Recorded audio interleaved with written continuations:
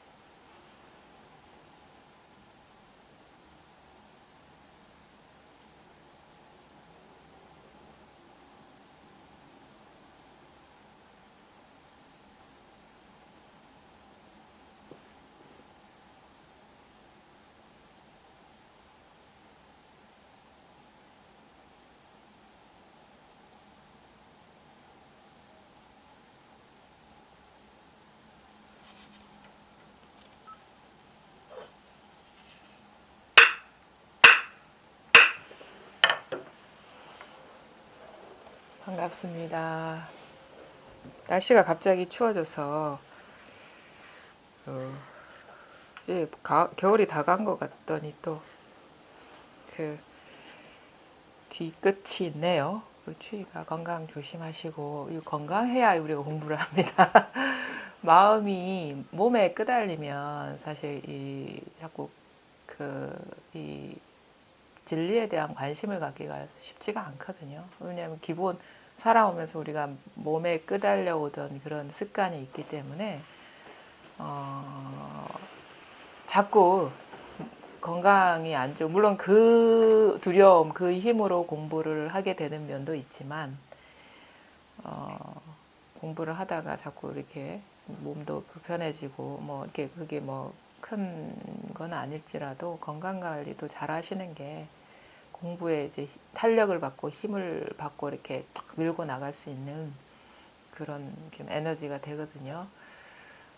날씨는 추워지기도 하고 따뜻해지기도 하고 하늘도 흐려지기도 하고 맑아지기도 하고 내 마음속 날씨도 춥기도 하고 따뜻하기도 하고, 그 다음에 뭐 할 일이 있어서 이 일 한다고 분주하고 저 일 한다고 분주하고 그렇게 하지만 그 속에서 늘 변함없는 게 있어요. 그게 이제 우리 본래 어떤 본성, 본래 면목이라고 하는 건데, 그거는 우리의 일상생활을 떠난 게 아니에요. 우리가 공부를 하면서 착각하는 것들이 대표적인 게 뭐냐면, 뭔가 깨달으면은 특별한 삶을 살 것이다라는 그런 어떤 환상, 그런 게 있거든요. 그리고 특히나 그 전통적인 어떤 그 우리가 오랜 세월 이렇게 전해 오면서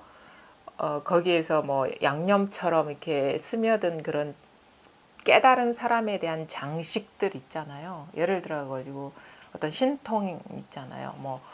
뭐 육신통을, 부처의 신통은 육신통이라고 얘기하는데, 뭐 천안통, 천이통, 뭐 신족통, 타심통, 뭐 누진통, 이렇게 이런 식으로 이렇게 하는데, 그 자기 본래 면목을 깨닫지 못하면 이게 그러니까 본래 면목을 깨닫게 하려고 양념처럼 이렇게 설해진 말인데, 그것을 어떻게 보냐면 어떤 특별한 어떤 능력이나 깨달은 사람의 깨닫고 나서 얻게 되는 그런 신비스러운 걸로 이제 스스로 이렇게 장엄하게 되거든요. 그거를.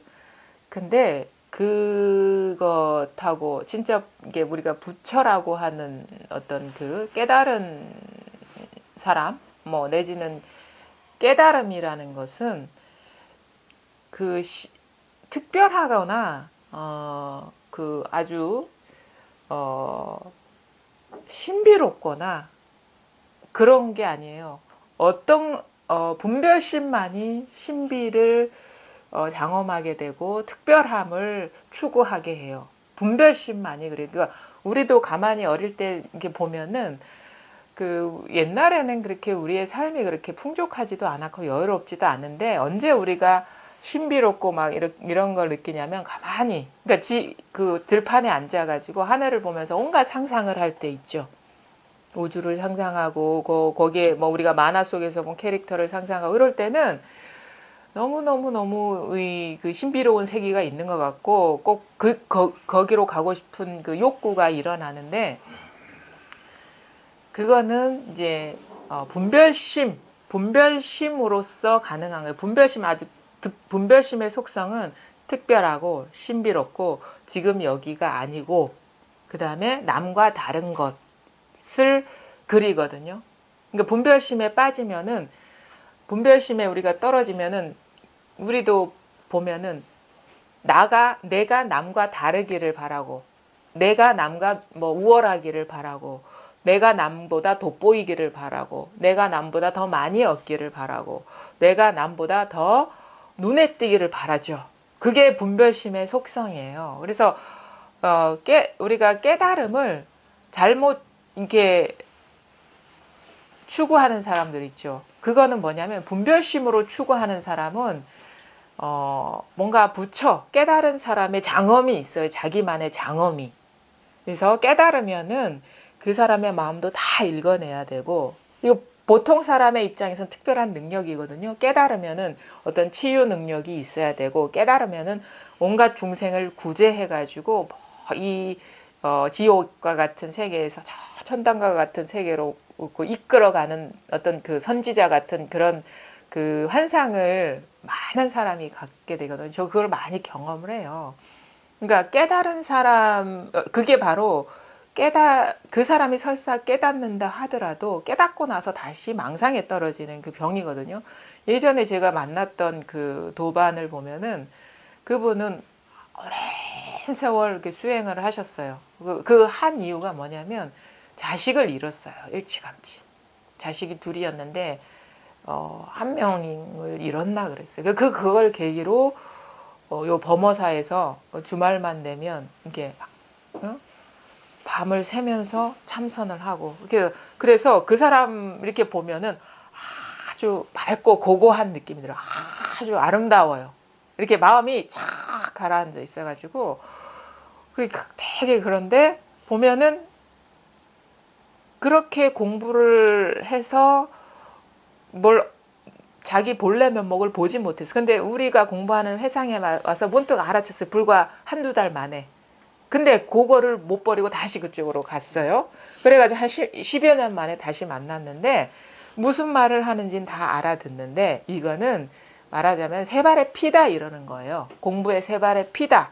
왜냐하면 그 진정으로 깨달은 사람은 치유 능력이 있어야 되고 예지 능력이 있어야 되고 그러니까 말해 육신통 있죠. 치유 능력, 마음을 읽는 이게 가만히 앉아 있으면 이 뭐 식이 맑아지면 보인다 해요. 그러니까 그런 식의 능력을 겸비하지 않은 한 그거는 진정한 부처가 아니다라는 그 고정관념이 아주 강하신 분이에요. 그래가지고 이제 제 공부 모임 초창기에 와가지고 그것 갖고 이제 그게 아니다. 그게 아무리 깨달은 사람이 지니고 있는 능력일 수는 있지만 그거는 경계다라고 얘기하면 그 말을 못 알아들어요. 그러니까 경계라는 의미에서 갖게 되는 그런 거 있죠. 그거는 환상이다. 그 사람이 그런 능력을 가질 수도 있고 어떤 사람의 마음을 읽을 수도 있고 뭔가 고고한 어떤 인품을 얻을 화도 절대 안 낼 수도 있고 그럴 수는 있지만 그거는 경계일 뿐이다라는 그 말을 받아들이지 못하는 거예요. 그러니까 그거는 그분한테는 깨달음의 조건이 돼버린 거예요. 그게 말단이 아니라 조건이 돼버린 필수 조건이 되는 거예요. 그걸 놓지를 못해요. 그래서 우리가 이 공부 왜냐하면은 그게 오랜 세월 전해지면서 이게 이 세대를 거듭하고 이렇게 다양한 어떤 문화 아니 계층 성향의 사람들이 그 공부를 해오면서 이게 어떻게 보면 습합된 어떤 경계 방편으로 얘기해진 것들인데 그것을 필수 조건으로 여기는 그런 그게 아무리 오랜 공부를 하더라도 거기서 못 벗어나거든요. 무슨 말 하는지는 알아듣겠는데 이게 다가 아니다 이런 거예요. 그분의 뭐 의식은 뭐냐면 분별심의 그 분별심을 아직 그 분별심에서 벗어나질 못하는 거예요. 분별심이 녹아내리지 못하는 건 뭐냐면 특별함, 깨달은 사람의 어떤 특별함, 그 다음에 깨달은 사람의 특별한 능력, 예지력, 구제력, 그 다음에 그 번쩍임, 찬란함, 깨달은 사람 빛이 난다고 이런 얘기를 하거든요. 그래서 이 선에 오면요, 이게 도가 뭡니까 물으면 뭐 사람의 마음을 읽는 겁니다. 얘기하는 사람 아무도 없어요. 선사들 얘기. 그 선이 위대하는 거는 선을 특별한 게 아닌 일상으로 데리고 왔다는 거거든요. 평범성을 본래 자리로 데리고 왔다는 거예요. 회귀시켰다는 거. 아주 순수하고 담백하고 뭐라고 얘기합니까? 도가 뭡니까 물으면 차나 마셔라 그러거든. 우리는 이렇게 생각해. 그래, 저 조주 스님이나 그 선사들이 말하는 차나 마셔라에 뭔가 심오한 뜻이 있어. 이렇게 받아들인단 말이에요. 그리고 도가 뭡니까 하면 뭐 밥을 먹었으면 그릇이나 씻어라 이렇게 얘기를 하거든요. 그럼 도가 뭡니까? 그러면 저 앞에 나무야. 아니면 도가 뭡니까? 그러면은 마삼근이니 똥 닦는 막대기니 이런 식으로 하는 거는 우리가 일상에서 경험하는 그 범주에 있는 사물들이 우리가 경험하는 것들이에요. 그러니까 말하자면은 모든 사람이 경험하는 그 평상한 일의 도가 있는 거지 부처님의 어떤 그 깨달음에 대한 환상이 전혀 없는 거예요. 그러니까 말하자면 차나 마셔라. 차 마시는데 뭐 심오한 뜻이 있는 게 아니고 그냥 차 마시는 게 도예요. 밥 먹는 게 도고, 응? 나무가 도고, 하늘이 도고, 땅이 도고, 일상생활 우리가 늘 이것을 벗어난 게 없어요. 왜냐하면은 이것 없이는 살아갈 수가 없거든요. 또 하나는 이 평범한 것에만 도가 있는 게 아니라 우리가 어떤 부처의 장엄을 상상하거나 그걸 꿈을 꾸거나 아니면 그런 능력, 다섯 사람의 마음을 읽는 능력을 발휘할 때도 이걸 떠난 게 없어요. 그러니까 이거는 어떻게 보면 자기 오류에 빠진 줄 모르요. 도라는 어떤 보편성, 진리의 평범성, 두루함, 누진통이라 하거든요. 세지 않아요. 어디에서도 이 아닌 게 없고 이 보편성을 특별한 것에 묶어버리는 줄을 모르는 거예요. 특별한 어떤 경계에 묶는 어떤 그 깨달음의 조건이라고 자기도 모르게 이렇게 만들어서 그 안에 아주 좁은 공간에 집어넣고 있는 줄을 모르는 거예요. 도는 물론 평범한 것도 아니지만 특별한 것도 아니에요. 평범할 때나 특별할 때나 늘 이것일 뿐이지. 그러면 굳이 우리가 그런 경계를 쫓아가서 공부할 필요가 없다는 거죠. 어떤 특별한 능력을 안다거나 뭘 본다거나 어떤 뭔가를 발휘한다거나 그럴 때만 있는 게 아니고 우리가 그런 식의 추구를 하지 않아도 늘 있기 때문에 이 일상 속에 늘 스며들어 있기 때문에 스며들어 있다고 할 수 없지. 이게 주지, 이게 본이죠. 여기에서 펼쳐지고 있기 때문에 굳이 그런 식으로 경계를 쫓아가서는 이게 공부가 언제 끝날지도 모를 일이고 일단은 경계의 마음이 있으면 아무리 간절한 마음으로 공부를 해도 그건 소용이 없는 거예요. 경계의 마음이 있기 때문에 경계의 마음이 있기 때문에. 근데 우리가 이 평범함, 일상성, 이 차 마시고 밥 먹는데 무슨 우리가 추구하거나 노력하는 게 아니잖아요. 때 되면 밥 먹고 때 되면 차 마시고 그러는 거거든요. 이건 달리 그 경계를 향해서 우리 노력하는 게 아니잖아요. 그냥 숨 쉬고 밥 먹고 차 마시고 잠자고 여기에서 그 경계에 떨어져 있기 때문에 도에 통하지 않는 거예요. 이 평범한 어떤 경계. 말하자면 그렇죠. 만약에 특별한 것에 마음이 있다면 이 평범함에는 마음이 없고 그 특별한 경계를 향해서 나가야 돼요. 근데 이 평범한데도 도가 있다면 이 평범함, 일상에서 펼쳐지는 이런 거는 내가 뭐 이렇게 노력한다고 추구해서 이렇게 펼쳐지는 게 아니잖아요. 그냥 자연스럽게 펼쳐지는 거야. 근데 여기에서 이 경계에 마음이 없다면 바로 이것이라는 거예요. 요게 통하고 나면 내가 다른 사람의 마음을 읽을 때나 뭐 동산에 앉아가지고 뭐 부처의 어떤 장엄을 꿈꿀 때나 어떤 초월자의 어떤 그런 상태를 꿈꿀 때나 똑같다라는 걸 알게 되는 거예요. 공부는 근본을 깨닫는 거지 말단에 신경 쓰는 게 전혀 아닙니다. 그게 어떤 사람을 구제하든 뭔가를 읽든 분별돼서 드러나는 그 현상에 마음을 두고 연구하는 게 공부는 아니에요. 죽었다 깨나다. 그거는 말단, 격가지, 뿌리가 아닌, 그냥 나뭇잎. 그 모든 것의 본바탕이 항상하고 그거를 깨닫는 게 근원을 깨닫는 게 공부라면 우리가 그런 식으로 잘못된 길을 가면 안 되죠. 늘 일상에서 경험하는 일 속에 부족함 없이 이렇게 들어있니 이게 있는 요걸 보면 되는 거예요. 그러면 이 평범할 때나 특별할 때나 늘 이것뿐이라는 게 자기 스스로 알게 된단 말이에요. 누가 설명해 주지 않더라도. 그러니까 우리가 깨달음에 대한 공부를 할 때나 그 이전이나 늘 이것이었음이 분명하면 이 특별함, 특별한 상황, 특별한 어떤 능력일 때나 아무런 능력을 갖고 있지 않고 알지도 못할 때 뭔가에 대해서 아는 것도 아무것도 없을 때나 똑같다는 거를 자기 스스로 깨닫게 된다는 거죠. 깨닫게 된다는 거예요. 누가 알려주지 않더라도. 그럼 공부를 어떻게 해야 됩니까? 기본적으로 더하기 1 더하기 1은 2라는 계산만 할 수 있는 사람은 어떻게 공부해야 되는지를 알게 되는 거예요. 어떻게?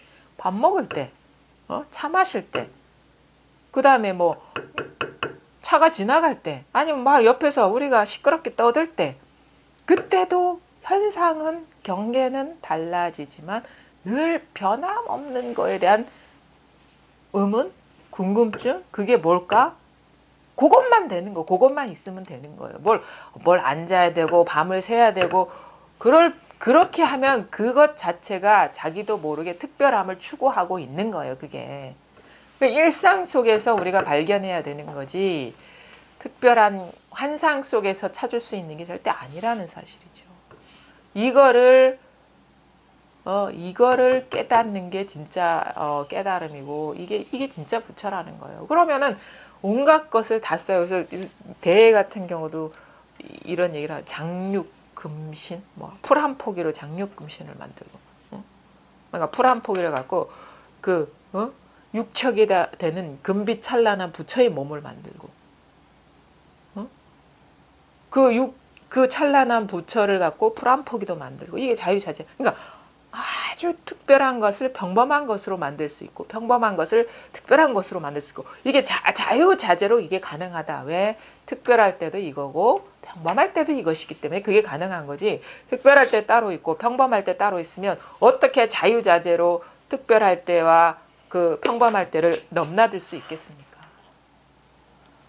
경계를 떠나는 일이에요. 그게 평범한 경계든 특별한 경계든 그 경계에 마음이 있기 때문에 어느 순간 맑게 알아듣고 이거다 하다가도 또 자기 분별심에 사로잡혀가지고 뭐 대단한 상을 만드는 그런 사람은요. 그래 얘기를 했어요. 여기 우리 부처 요 육조단경이 얘기했잖아요. 앞 시간에 지황비군가 와가지고 몇십 년 동안 자선 수행했다.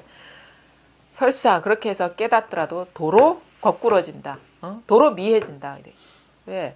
그 경계, 특별함의 경계가 너무도 매력적이고 그 차별적이고 신비롭기 때문에 거기에서 벗어나지를 못해요. 우리가. 설사 문득 이 자리에 통한다 하더라도 그 특별함의 업력, 그 분별심을 조복시키지 못한다는 거예요. 아주 평범해지는 일이에요. 도인의 삶이라는 거는 특별하지 않아요. 오히려 그 깨닫지 못한 사람보다 더 단순하고 단조로워요. 아무 생각이 없어요. 배고프면 밥 먹고, 그야말로 배고프면 밥 먹고, 목마르면 물 마시고, 요거밖에 없어요. 이게 깨달은 삶인 거예요. 그래서 뭐 이게 이렇다 저렇다 분별하는 그런 속삭임이 없어요, 내면에. 우리는 뭐 저도 그랬죠.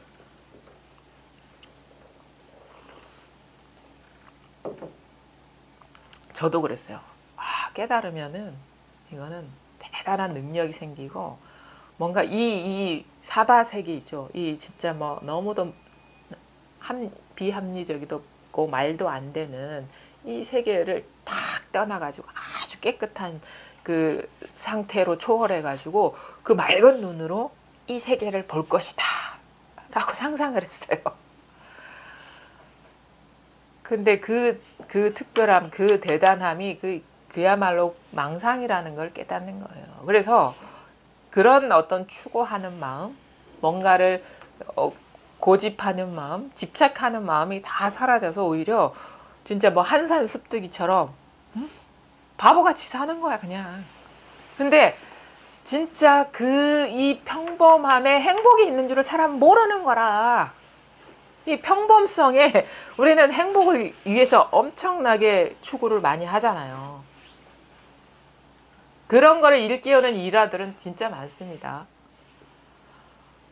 그 남태평양에 뭐 그런 어느 어부가 고기잡이 할 생각은 안 하고 나무 그늘에 배 딱 대놓고 들어서 자고 있는 거야. 그러니까 미국에서 온 사람이 당신 뭐 하냐고, 좋은 배 갖고 빨리빨리 가서 바다에 나가가지고 물고기를 잡아야지 뭐 하냐. 그러니까 뭐라고 얘기해? 그 사람이, 그 어부가, 그러면 당신은 뭐 하려고 가서 이렇게 이 무더운 태양 아래 저 바다에 나가서 물고기를 잡습니까? 그러니까 하는 말, 돈을 벌어야지요. 그러는 거야. 그럼 묻는 거죠. 그러면은 돈을 왜 법니까? 뭐 자기가 사고 싶은 걸 다 사기 위해서 돈을 버는 거죠. 그러는 거야.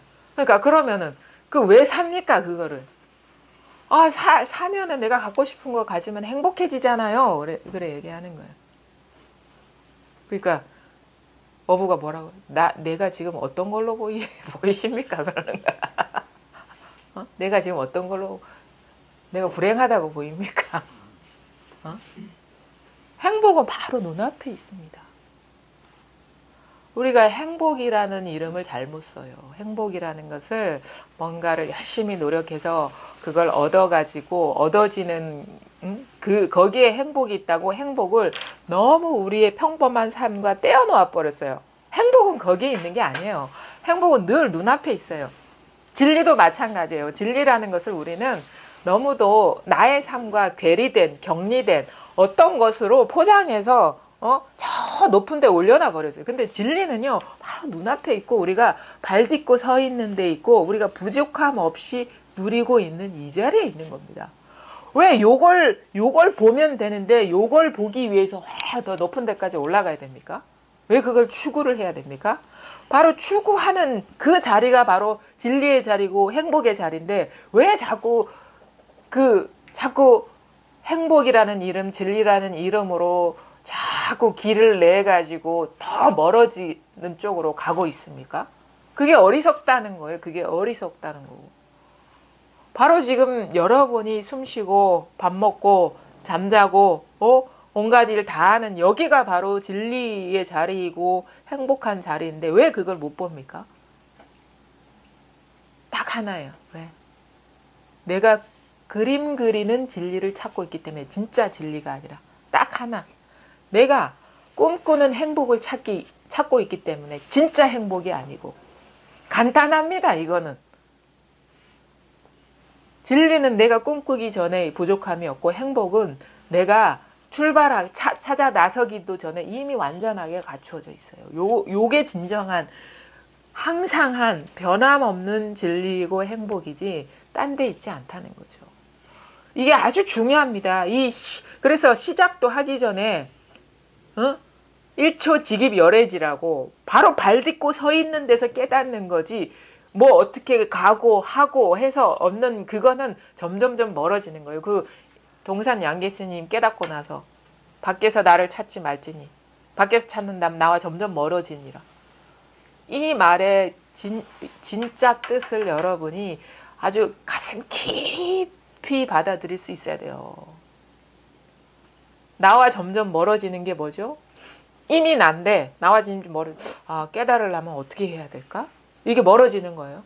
깨달으려면 좀 앉아야 되지 않을까? 이게 멀어지는 거예요. 깨달으려면 이 시끄러운 공간이 아닌 저 공간으로 가야 되는 게 아닐까? 그게 멀어지는 거예요. 바로 지금 자기 발 딛고 서 있는 자리를 거기에 문득 통하면 되는데 어떻게 할까? 어떤 수행을 할까? 어디로 갈까? 누구를 만날까? 이게 바로 자기와 점점 멀어지는 거예요. 이미 자기인데. 그거를 많은 선사들이 다 밝혀놨어요. 근데 그건 그 사람이 깨달은 사람의 말이고 나는 아니야. 아니 자기 깨달음 자랑하려고 선사들이 얘기하겠습니까? 알아들으라고 얘기하는 거지. 뭐 밖에서 찾는 사람한테 알아들으라고 얘기하는 거지. 자기한테는 말할 필요가 없는 거예요. 자기한테는. 밖으로 찾는 사람, 구하는 사람, 뭔가를 인위적으로 하는 사람 정신 차리라고 하는 얘기죠. 도가 뭡니까? 부족함이 없잖아요.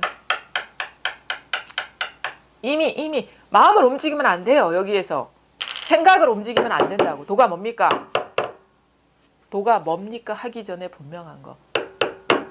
소리가 나기 이전에 분명한 거. 도가 뭡니까 하기 이전에 분명한 거. 소리가 되기 이전에 분명한 거. 이 근본 깨뜨릴 수 없는 본바탕이 있거든요. 누구한테나. 여기에서 아무리 그 부처의 대단한 능력이라도 여기에서 벗어나지 않았어요. 근본으로 돌아와야지. 요거는 요거고 부처님은 따로 있어. 아니면 진정한 부처는 이런 사람이야 하면은 다 안 돌아온 거예요. 이 자리로. 다 안 돌아왔다고.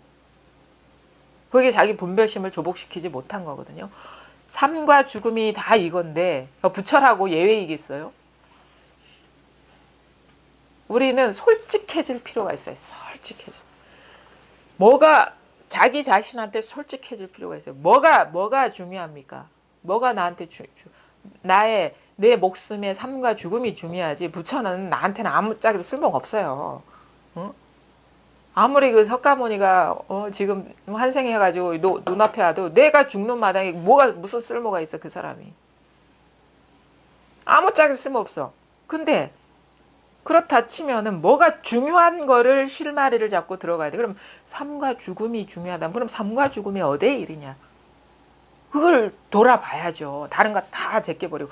그러니까 공부할 때 가장 어떻게 보면 힘이 있는 공부거리, 중요한 포인트는 자기 문제예요.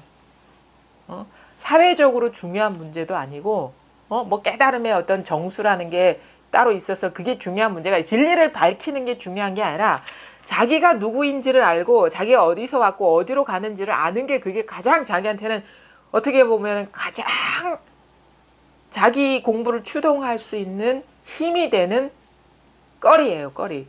그러니까 아주 솔직해지란 말이에요.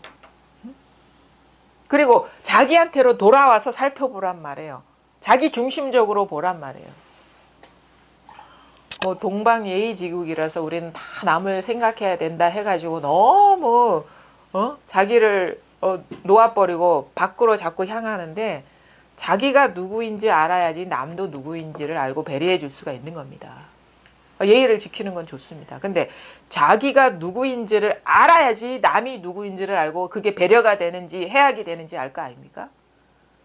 나는 남을 돕는다고 하고 보니까 나중에 그 사람한테 해를 끼쳤어. 아마 이런 생각, 이런 경험 한 사람 많을 거예요. 나는 남을 위해서 막 이런 얘기 저런 얘기 해준데 나중에 이 공부 뭔가 달라지고 보니까 그 사람을 구속하고 있었구나라는 거를 회개하게 되는 경우 많아요. 우리가. 나는 이게 옳다고 생각해서 이래라 저래라 하는데 알고 보니까 내 생각, 내 기준을 고집해가지고 그 올가미를 얘한테 씌우려 했구나. 이 사람한테 적용시키려고 했구나라는 거를 깨닫고 참여하게 됩니다. 사실은. 우리는 자기가 누구인지 모르면 진정으로 남을 생각해 줄 수도 없어요. 남을 위할 수도 없다고. 자기가 누구인지를 알아야지 비로소 남을 생각할 수 있고 사회를 위해서 공헌할 수가 있고 뭐가 옳은지를 보는 눈이 생기는 거예요. 이게 아주 중요해요. 시작을 알아야지. 그래 중간을 알고 끝을 알고. 그 경전에 보면 시작도 좋고 중간도 좋고 끝도 좋다 이런 얘기 하죠. 시작을 알면 중간 끝을 다 알아요. 근데 시작도 모르면서 어떻게 중간이 좋고 끝이 좋습니까? 시작을 알아야 돼. 가장 중요한 거. 우리가 마음 공부에서 가장 중요한 말이라는 거는 물론 근본을 담아낼 수 없지만 그래도 뭔가 우리가 공부하면서 전환을 시켜주는 용어들이 있는 게 뭐냐? 깨달음, 마음이라는 거는 근본이다, 뿌리다, 말단이 아니다 이거죠. 바탕이다. 바탕이다. 근본이다. 이 말은 여러 가지가 없다는 얘기이기도 하고 늘 근본이라면 진정한 근본이라면 내가 어떤 상태에 있든 뭐를 하든 항상 부족함이 없어야 돼요. 근본이라면. 말단이라면 있을 때 있고 없을 때 있겠지. 근데 근본이라면 내가 행복하든 불행하든 뭘 알든 모르든 기쁘든 슬프든 늘 근본 이 자리를 떠나서는 안 돼요. 근본이기 때문에. 하나이기 때문에. 우리는 언제 어디서나 깨달을 수 있고 언제 어디서나 그 드러나는 말단에 마음이 없다면 통할 수가 있어요. 여기에. 아주 중요합니다. 근원, 근본, 시원, 종지, 바탕. 뭐냐 이거죠. 뭐냐 이거죠. 뭐냐 하는 것도 말단이에요. 여기서 좀 세밀하게 들어가야 돼. 뭐냐 하기 이전에 이미 분명한 거. 온갖 만상이 출현하는 이것. 자기 이거를 뭘까 이렇게 심각하게 생각하지 말고 좀 마음의 어떤 부담을 내려놓고 어떻게 보면은 좀 가벼운 시선으로 그냥 한번 가벼운 시선으로 좀 뭐랄까 가벼운 시선으로 끊어지지 않은 의문을 가져볼 필요가 있는 거야. 가벼운 시선. 뭐지? 궁금해 그냥. 자, 지금 마음에 깨달음이 뭘까라는 의문도 일어나고 마음에 또 뭔가 이런 소리도 다 일어나고 이 소리 때문에 시끄럽다라는 생각도 일어나고 근데 깨달음이 뭘까? 소리, 시끄럽다는 생각은 항상 하지가 않아요. 깨달음이 뭘까와 소리가 뒤섞이지가 않아요. 깨달음이 뭘까 하고 일어나는 자리 이 깨달음이 뭘까라는 의문은 사라지고 소리가 드러나. 소리가 이렇게 일어나는 자리에 시끄럽네 하는 게 또 일어나. 소리는 사라지고 시끄럽네 하는 생각이 있어요. 그것이 드러나는 모습들은 다 다르죠. 그게 생각의 형태, 어떤 소리라는 자극, 그 다음에 또 다른 어떤 시끄럽다는 분별, 거기에 따라 시끄럽기 때문에 어떤 어떤 싫다는 느낌, 감정도 일어나고, 그게 일어나는 그 어떤 내용들, 모습들은 다 다르지만 그것이 일어나는 자리는 똑같거든요. 여기에서 하늘도 그려보고, 땅도 그려보고, 뭐 부처님의 그 찬란한 모습도 그려보고, 풀 한 포기도 그려보고, 아니면 행복도 여기서 일어나고, 불행도 여기서 일어나고, 온갖 일이 요 자리를 떠나지 않았다는 거예요. 요것뿐이라는 거예요. 온갖 일이 이것이기 때문에 우리가 여기서 밥도 먹고 차도 마시고 이게 심심하다면 영화도 보고 이 환상 같은 이 일들이 너무도 재미가 없어. 그러니까 더 재미있는 환상을 보고 여기서 공부도 하고 화도 내고 아프기도 하고 슬프기도 하고 오만 가지 일이 그래서 여기에서 아까 대스님이 여기서 부처님의 그 장육금신도 만들고 풀 한 포기도 나오고 그래서 그 얘기하는 거예요. 풀한포기를 장육금신으로 만들고 장육금신을 풀한포기로 만든다. 바로 여기서 일어나고 있기 때문에 이 자리를 떠난 게 아무것도 없기 때문에 그것만이겠어요. 우주도 그려내고 지구도 그려내고 우리나라 뭐 여러 가지 아름다운 풍경도 여기서 일어나고 아니면 아주 이색적인 풍광 뭐 동남아에 있는 여러 가지 뭐 멋진 풍광들 부처도 여기서 나오고 뭐 석불도 여기서 나오고 뭐 남태평양의 바다도 여기서 나오고 그 다음에 막 못 사는 나라에 거기도 여기서 나오고 아주 멋진 도시도 여기서 나오고 다 여기서 나오죠. 다 여기서 출현하죠.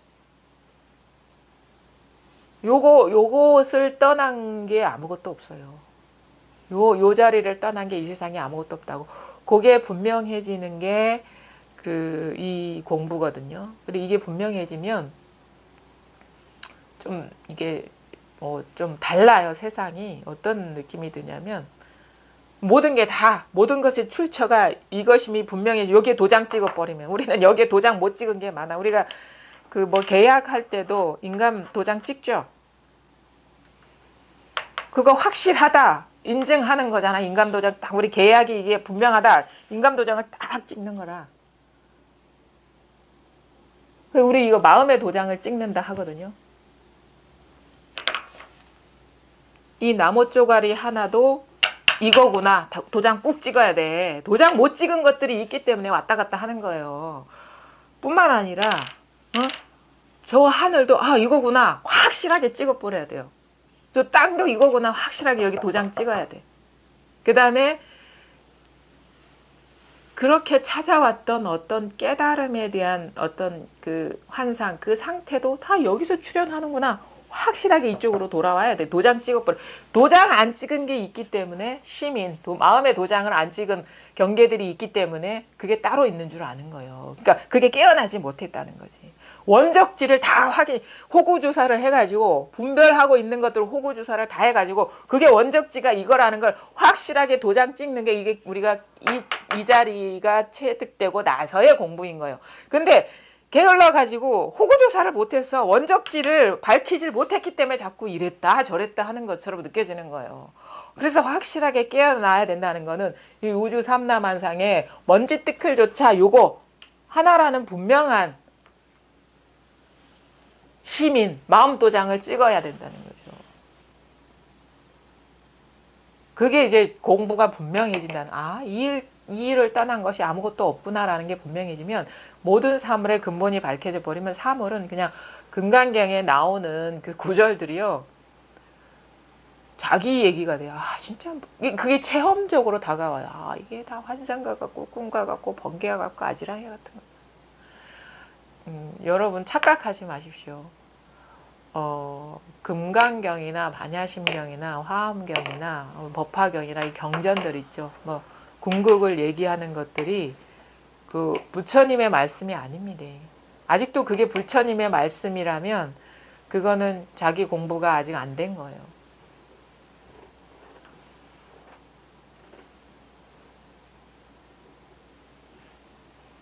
육조스님도 얘기해. 시부부경이 대승소승 12부경이 다 자기한테서 나와야 된다 이거든요. 자기한테서 나오지 않으면 그거는 진짜 그냥 종이에 하얀 건 뭐 종이고 까만 건 글씨 이거밖에 안 되는 거예요. 자기한테서 나와야지 그게 진짜 경이 되는 거거든요. 자기한테서 나와야 돼. 이거를 얘기하는 거는 많아요. 옛날에 그 덕산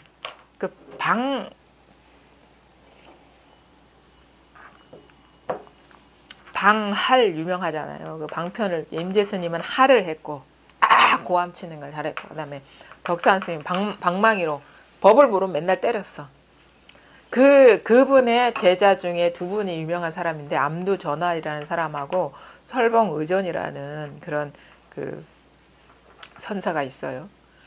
근데 암두전환은 이제 맏형이에요. 그래서 일찌감치 이 도를 알았어요. 근데 이제 설봉의존은 나이가 적은 건 아닌데 거의 40이 다 돼서 이 사람도 이제 깨달았거든요. 근데 옛날에는 뭐 동진 출가하고 일찌감치 출가해요. 20살 전에 출가하고 그러는데 40이 다 되도록 깨닫지를 못했어. 뭐 체험이 없었던 건 아니에요. 그래, 근데 옛날에는 이제 그 사형 사제끼리 같이 이 짝을 지어서 많이 다니잖아. 혼자 다니면 동물 이렇게 그 맹수들도 있고 그러니까 좀 위험하니까 이제 짝을 지어서 많이 다녔는데 그 암두 전하라고 설봉 의전이 어느 날 이제 오산진인가? 그 거기에 눈이 많이 와가지고 거기 묵게 됐어요. 묵게 됐는데 암두 그 사형은 맨날 잠만 자는 거야. 그냥 승려라는 사람이 좀 좌선도 하고 명상도 해야 되는데 맨날 잠만 자. 근데 설봉 스님은 그걸 보면서 어? 답답하기도 하고 부럽기도 하고 원망스럽기도 하고 그 상태에서 그냥 앉아 있는 거야. 앉아 있다가 안 되겠다 싶어가지고 깨워요. 좀 자기를 도와달라고 구제해달라고. 그래가지고 왜 그러냐고 그냥 자라고 그래도 잠이 안 온다고 잠이 안 온다고 그러는 거야. 그러냐고. 그래서 암두가 일어나가지고 무슨 문제가 있냐. 그러니까 공부한 거를 다 얘기해 보라 그래요.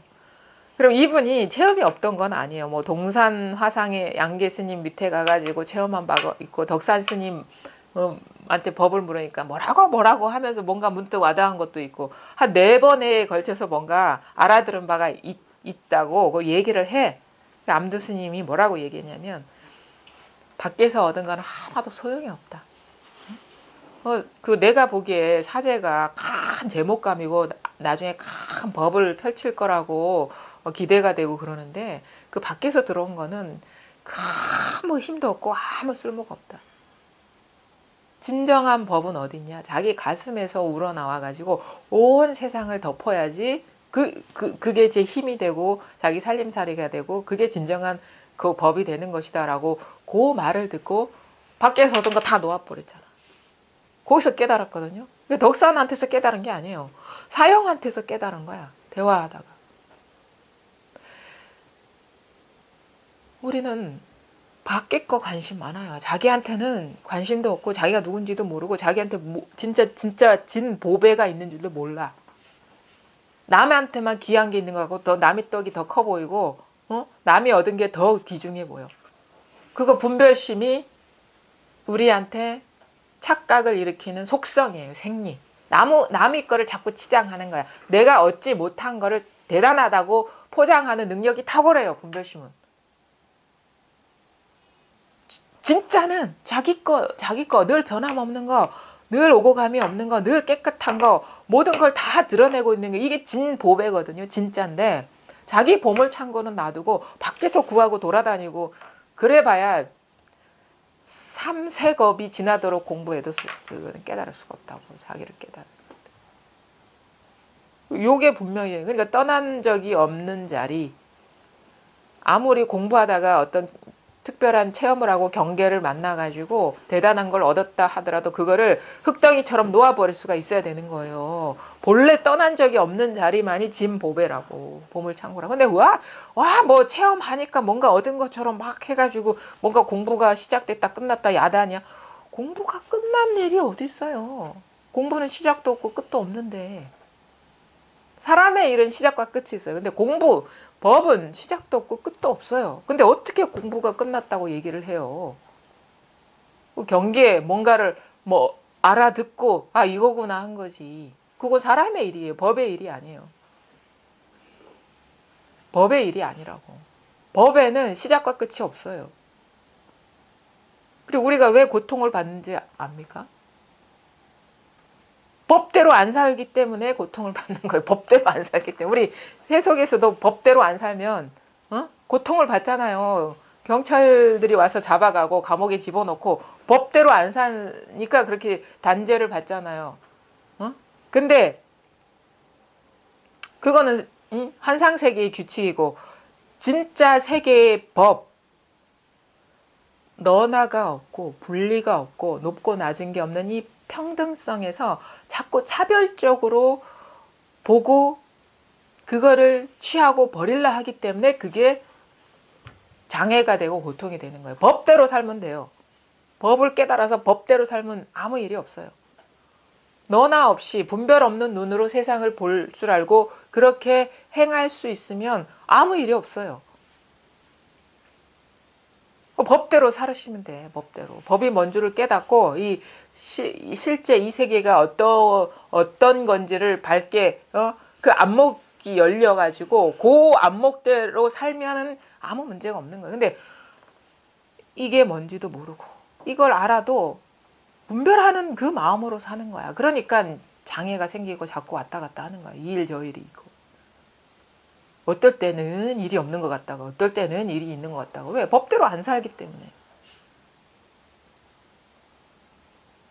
그래서 공부가요, 진짜 그렇게 속단할 수도 있는 것도 아니고 예단할 수 있는 것도 아닙니다. 그것을 판단할 만한 내가 없어져 버리는 일이기 때문에 공부가 이렇다 저렇다 하는 그 말도 사라지는 거고, 그 다음에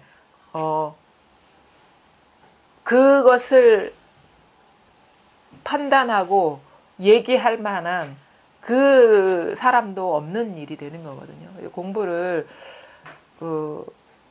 물론 멀리서 찾는 일이 아니지만 이게 드러났다 하더라도 절대 자기 어떤 밖에서 추구하는 마음이 경계를 보는 마음이 사라지지 않으면, 무심해지지 않으면, 그리고 볼 게 없다는 그 자각이 분명하지 않으면 공부가 그냥 왔다 갔다 하고 이건가 저건가 하고 여전히 그 분별하는 그 세계에서 확실하게 벗어날 수가 없어요. 공부를 예단하지도 말고 그렇다고 해서 너무 어렵게 생각하지도 말고 바로 눈앞의 일을 직시하세요.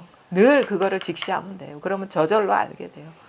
이 공부가 어떤가라는 것도 자기 스스로 감각이 열리고, 그래서 뭔가 장애가 생기면 분별에 떨어졌구나 하는 걸 알고 자기 스스로 알고 자기가 거기서 놓아버리면 거기서 자기 스스로 자기를 치유하게 되는 거고, 그래서 건강을 회복하는 거거든요.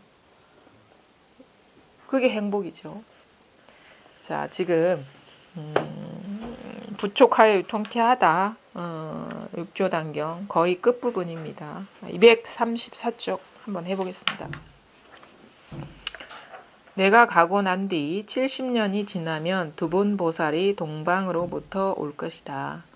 한 사람은 출가해서 한 사람은 제가에서 동시에 널리 교화를 펼치며 나의 종지를 세울 것이고, 가람을 짓고 수리하며 법을 이은 제자들을 많이 배출할 것이다. 대중이 물었다. 옛날 부처님과 조사께서 세간의 몸을 드러내신 이래 몇 대를 전해 내려왔는지 모르겠습니다. 가르쳐 주시기 바랍니다. 이 앞부분은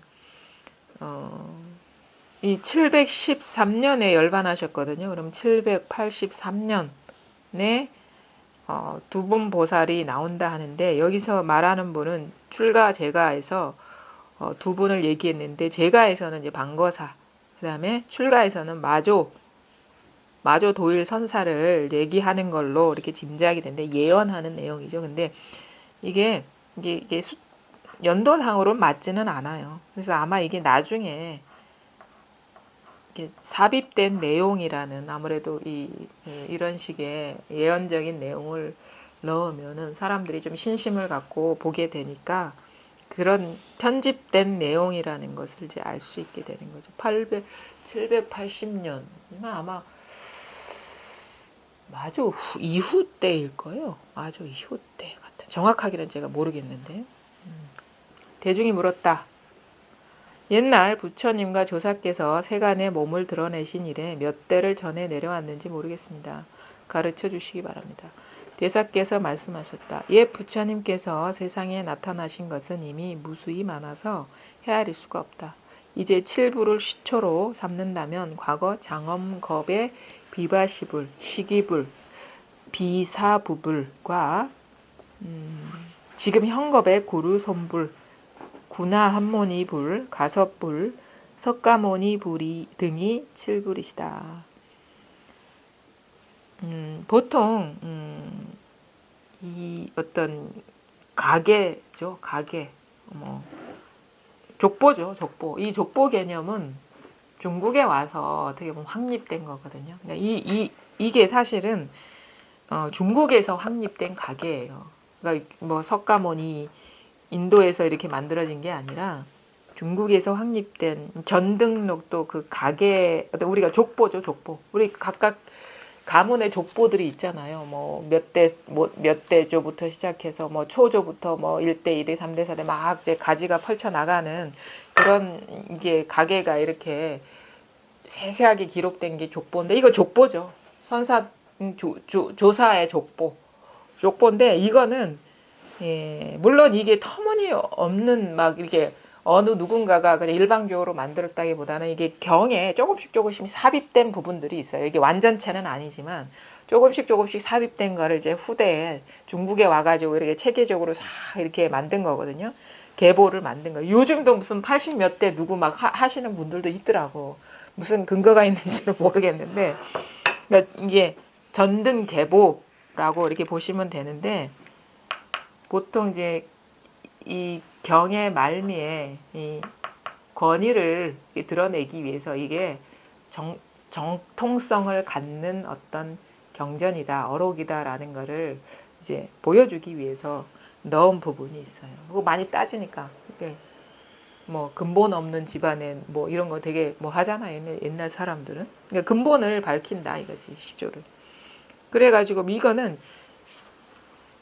현겁도 아니고 과거 현겁도 아니고 과거 겁까지 족보가 나 있어. 과거 칠부. 그래서 이게 참 뭐라자면 그 상상력이 좀 재미있죠. 저도 공부할 때 이렇게 보면은 유마경이나 뭐 이런 거, 유마경에 이런 게 있어요. 뭐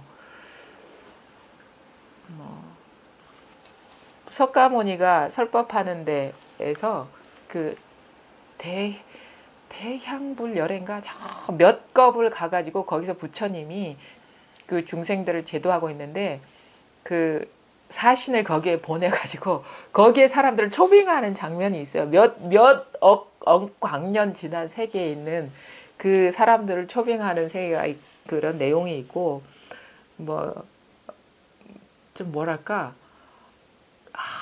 아무리 방편이 중요하긴 하지만 이렇게 말 같지 않은 뻥을 치고 있을까. 그래가지고 오히려 요즘 사람들한테는 이런 것들이 너무 비현실적으로 보이고 이게 전달력이 떨어질 수가 있겠다 이런 생각하고 진짜 인도 사람 너무 뻥이 심하네 이런 생각도 하고 뿐만 아니에요.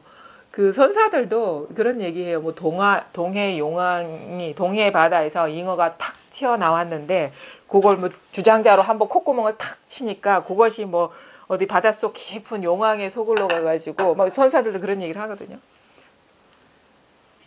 이거는 어떻게 보면 공간을 뛰어넘는 그런 말씀이고 그 아까 유마경에서 나왔다는 거는 그것도 물론 거리를 뛰어넘는 거고 이거는 이게 시간을 뛰어넘는 거야. 시간. 현겁도 아니고 과거 우리가 생각하는 과거도 현겁이거든요. 그 이전에 헤아릴 수 없을 정도로 오래된 그 과거 겁에 부처까지 다 총동원하는 거예요. 완전 이거는 시간을 아주 무한대로 이렇게 늘려놓은 건데 그러니까 우리 시각으로 보면은 요즘 사람들의 시각으로 이건 말도 안 된다. 아무리 부처의 능력이 뛰어나다고 하지만 말도 안 된다.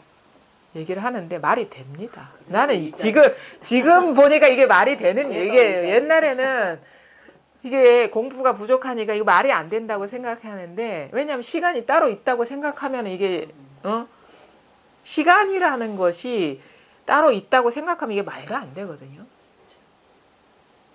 공간이라는 것이 따로 있다고 생각하면 말이 안 되거든요. 어떤 존재라는 것이 따로 있다고 생각하면 뭐 그 염라대왕이 용왕이 다 소환할 수가 없어요. 분별로 보면은 말도 안 돼. 근데 이 자리에서 보면은 뭐든 가능해. 모든 상상력이 다 가능한 거예요. 모든 환상이 다 가능한 거고. 그러니까 이렇게 방편을 쓴 이유도 이제 알 것 같은 거예요. 왜? 여기서 막히면 자기 공부가 부족한 거거든. 시간에 막히고 공간에 막히고. 자유자재로 쓸 수 있죠. 자유자재로. 과거가 따로 있으면 절대 이 말이 납득이 안 됩니다. 그 과거급이 따로 있으면 납득이 안 되고 뭐 어떤 나머지가 있으면 이 말이 납득이 안 됩니다.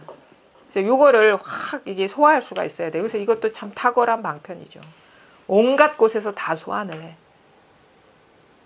왜? 똑같은 그게 다 우리의 분별심에서 드러나는 그 환상과 같은 그런 것들이기 때문에 뭐든 다 창조해낼 수가 있는 거죠. 뭐든 다 이것인 거죠. 석가문불께서 먼저 마하가섭 존자에게 전하셨고, 이게 마하가섭이 이제 두타, 그렇죠? 가섭 두타 존자. 이렇게 두타행을 잘했다 그래요. 그 꽃을 들어서 명산회상에서 딱 꽃을 드니까 오직 가섭만이 미소를 짓더라. 그래서 이게 법을 이었고, 그 다음에 안한존자. 안한존자는 부처님의 그 사촌인가 그럴 거예요. 시종으로 돌아가실 때까지 한 30-40년 모셨는데 깨닫지 못한 거야. 그래가지고 누구한테 깨달았나? 가섭존자 그 밑에서 깨달았죠. 그 공안도 있습니다. 염송에. 그 다음에 상나와수 존자, 우바국다 존자, 제다가 존자, 그 다음에 미차가 존자, 바수밀다 존자, 불탄한제 존자, 복타밀다 존자, 협존자 뭐 옆구리에서 태어났다고 그래요. 분하야사 존자, 마명대사, 말 울음소리. 이 사람은 마명도사라는 사람은 아주 그 유명한 철학자예요. 불교 철학. 이게 역사 속에 존재하는 사람이 다 존재하지는 않을 수 있지만 존재하는 사람들이 이게 들어와 있어요. 마명대사도 그렇고, 그다음에 용수 유명하잖아요. 불이중도. 중간 사상을 이렇게 창시한. 가비 13은 가비 마라 존자, 14는 용수대사, 15는 가나제바 존자, 16은 라울라다 존자, 17은 승가나제 존자, 18은 가야사다 존자, 19는 구마라타 존자, 20은 사야다 존자, 그 다음에 21은 바수반두 존자, 22는 마나라 존자, 23은 항명나 존자, 24는 사자 존자요. 그 다음에 25는 사다 존자, 26은 불여밀다 존자, 그 다음에 27은 바냐다라 존자, 그 다음에 28은 보리달마 존자니 이 땅이 초조가 된다. 이 보리달마 28대 조 보리달마가 이제 중국으로 와서 이 선을 전했다고 하죠. 그 다음에 29 해가대사, 30 승천대사, 31 도신대사, 그 다음에 32는 홍인대사, 그 다음에 33은 바로 나이다 라고 자기 계보를 밝힌 건데, 이제 중국에서는 이제 보리달마를 초조라고 하죠. 이쪽으로 와서 첫 1대, 2대가 해가, 3대가 승찬, 4대가 도신, 5대가 홍인, 6대, 6조가 바로 6조 해능대사. 그래서 6조 해능이라고 하는 거예요. 근데 실질적으로 우리가 이제 공부하는 조사서는 6조 해능한테서 이게 발현했다고 보면 되고, 물론 그 이전에도 많이 가까워졌는데, 뭐, 이게 말 끝에 깨닫는다거나 이런 부분이 있긴 있는데, 그래도 본격적으로 조사선이 등장한 건 6조 해능부터거든요. 선법의 이 방편이 아주 달라요. 이 이전에는 대통신수도 홍인대사 밑에서 공부했는데, 여기까지는 전통적인 방법으로 공부를 한 거예요. 근데 이런 것들이 중국에 있지 저기 인도에는 없고, 그 다음에 이 사람들이 전법을 하면서 개송을 다 지은 게 있어요. 33조사 개송이라고 해가지고, 이게 전등록이나 우리가 그 간소화시킨 직지심경 있죠. 거기에도 요 33조사들이 전법계들이 있거든요. 옛날에는 법을 전할 때 개송을 지어서 부촉을 했다 해요. 그래서 전법계가 이렇게 다 있어요. 아마 요 6조도 요 안에 전법계가 있어요. 여긴 전법계가 없죠. 왜? 33조로 끝나지 34조를 인정해 주질 않았으니까. 누가 제자를 딱 정해놓고 법을 이렇게 전하면서 전법계를 하는데, 그 사람 정해놓지는 않았죠. 6조가. 자, 이렇게 하는데 이 조사들이 실제로 존재하지 않습니다. 실제로 존재하지 않습니다. 실제로. 아니 왜 그러세요? 용수대사도 중간사상 창시했잖아요. 응? 왜 존재하지 않습니까? 역사 속에 다 있는데. 그러거든요. 아닙니다. 이 33조사가 어디서 출현하고 있습니까? 실제는 요것뿐이에요. 우리는 이러면 그래 몇 년도에 뭐 누가 있지 그 분명히 어디서 태어나고 어디서 죽었어 확 그 생각에 끄달려 들어가거든요. 실제로 존재하지 않습니다. 실제 존재하는 건 이거예요. 이 자리뿐이고 이 나 자신뿐이에요. 내가 아니면 이 사람은 태어날 수가 없어요. 죽을 수도 없어. 이게 분명해지는 게 이분들이 전한 법입니다. 실제는 이것뿐이에요. 실제는. 근데 여러분들이 받아들이지 못할 수도 있어요. 그거는 여러분의 몫이죠. 실제는 이것뿐이라는 거예요. 그것을 뼈저리게 사무치고 자기가 이게 확실해질 수가 있어야 돼요. 이게 공부의 힘이거든요. 근데 그게 안 되면 뭐 용수대사도 중간사상을 뭐 제창했고 뭐 마명대사도 있었고 분명히 석가모니가 BC 5000년경에 500년경에 인도 사회에서 그 왕자로서 태어나가지고 이 불교를 창시하지 않았습니까? 언제 그랬단 말입니까? 창시했다 해도 지금 그런 거예요. 기원전 500년 전이 아니라 자기가 그러고 있어요. 자기가 창시하고 있어요. 이 자리에서 모든 일이 다 일어나고 있는 거예요. 그래서 공부를 뭐 책을 볼 수도 있고 경전을 볼 수도 있고 뭐 설법을 들을 수도 있는데 항상 자기 자리를 떠나서 보고 듣고 알고 느끼면 안 됩니다. 이게 자기 자리를 떠나서 하면은 보는 것 따로 있고 듣는 것 따로 있고 아는 것 따로 있고 깨달은 것 따로 있고 그래 버려요. 절대 여러 가지가 있는 게 아니고 딱 자기 이거를 망각하면 안 돼요. 공부인의 자세는 시작과 끝이 다 이것뿐이라는 게 분명해지는 거다. 그게 철저해지는 게 이 공부인 거고 그러면은 뭐 삶의 문제, 자기 문제가 찾아볼라 해도 없어요. 왜? 그 문제가 있는 게 아니라는 걸 잘 알기 때문에. 문제라는 문제가 본래 존재하지 않았다는 것을 잘 알기 때문에 문제에서 벗어나는 일도 없겠죠. 그렇죠? 공부를 이렇게 자기 자리에서 분명해지는 그래도 나머지가 없어지는 공부를 하시기 바랍니다. 오늘 여기까지 하겠습니다.